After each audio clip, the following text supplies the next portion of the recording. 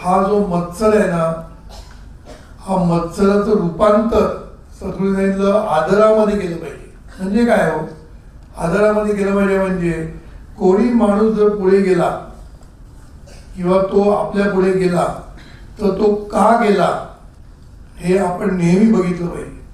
नेहमी बघितलं पाहिजे त्या कुठल्या गुणामुळे तो पुढे गेला, तो काय करतो म्हणून तो पुढे गेला हे जर समजून घेऊन त्याच्याबद्दल आपल्याला आदर वाटला पाहिजे. कारण जेव्हा तुम्हाला समजतंय ना तेव्हा तुम्ही त्याच्याबद्दल नक्कीच तुम्हाला आदर वाटेल आणि मग तुम्ही ते गुणवत्ता आपल्या अंगामध्ये कशी येईल हा प्रयत्न केला पाहिजे.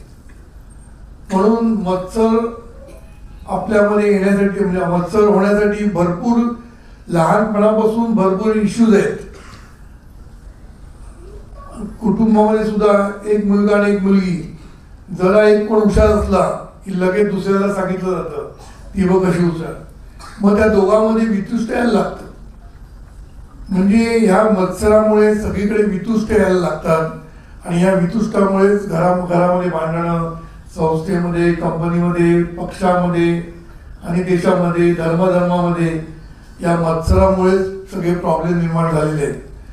म्हणून आपण सेल्फी काढायला शिकलं पाहिजे. आपली सेल्फी, आपण फक्त सेल्फी काढत असतो फोटो, पण आपण कसे आहोत, आपण कोण आहोत, आपली गुणवत्ता किती आहे आणि मग दुसऱ्यांची कंपॅरिझन करा. तुम्ही एखादा माणूस सद्गुरूच्या जवळ गेला तरी सुद्धा काही लोकांना मत्सर वाटतं.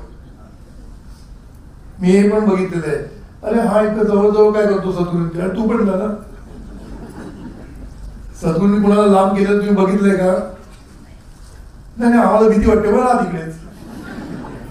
मग दुसऱ्याबद्दल तुला काय करायचंय? दुसरा जर सद्गुरूंच्या जवळ जातोय, तुला त्याची भीती वाटते, मग तुला भीतोस सद्गुरू काय विचारतील म्हणून. नेहमी असं असतं, बॉसला फेस करायला घाबरतात का माहितीये ना, कारण बॉसनी काय प्रश्न विचारायची तयारी नसते.